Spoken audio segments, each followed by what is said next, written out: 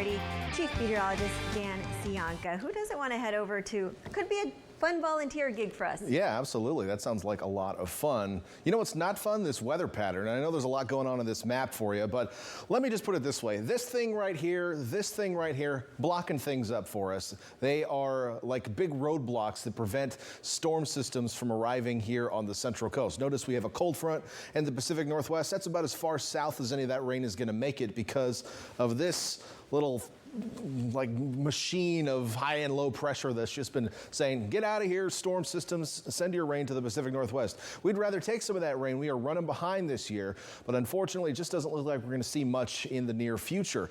So what we do look for right now is a summer-like pattern. We've been seeing some low and high clouds passing through. The visible cloud picture showing a few high clouds passing through. We did have some patchy low clouds near the coast. They will redevelop tonight. But another story to tell you about is some wind, and the wind is expected to get a little gusty overnight tonight, especially starting on the outer coast. So we're talking the outer Monterey coast from Point Pinos down to Point Piedras Blancas, where a gale warning will be in effect tonight into early Friday morning. So that's going to start early tomorrow morning, Thursday morning, and last into early Friday morning. So we're talking winds of 20 to 30 knots, gusting to 40 knots, which is roughly 45 miles per hour, and that's going to make things hazardous for mariners out there. We'll get some of that wind to ashore and in the valleys, and I have been expecting the winds to pick up on the coast and in the valleys for the rest of the week, and that will continue for us. But the other thing we've been noticing is those low clouds. We've seen the cycle in the mornings, in the evenings, the clouds around the bay.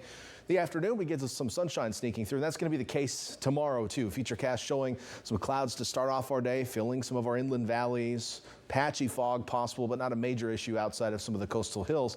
We go through the afternoon, we'll see mostly sunny skies, and it looks pretty nice under those mostly sunny skies. Those clouds will thicken back up around midnight tomorrow night. So again, that normal daily cycle. Temperatures, though, pretty consistent to what we have been seeing.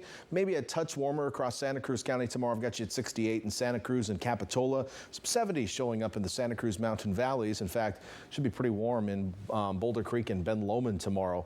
Watsonville going to stay in the mid-60s. Same in Salinas. Hollister and Gilroy will be in the 70s, though. But as you head to the south and east shores of the bay, we're looking at 50s from Castroville to Marina. Seaside to Monterey, only 57 for you, and then 57 also in Pacific Grove. Farther to the south, we'll see high temperatures in the Salinas Valley in the mid-60s, Gonzales to upper 60s in Greenfield, King City and Bradley in the 70s, and back toward the coast will be in the mid-60s in Carmel Valley. Over the next 7 days, temperatures pretty consistent on the coast for the next 3 at least, then slightly warmer this weekend. We will be dealing with the wind at times, though. And then next week sometime, there are some indications that some moisture may wrap around the weather system to our northeast. A couple models showing a chance of showers for us. I'm not really on board with that yet, but I did throw a watching on the 7-day because I am watching it, so got to at least let you know that I'm keeping my eye on things for midweek next week.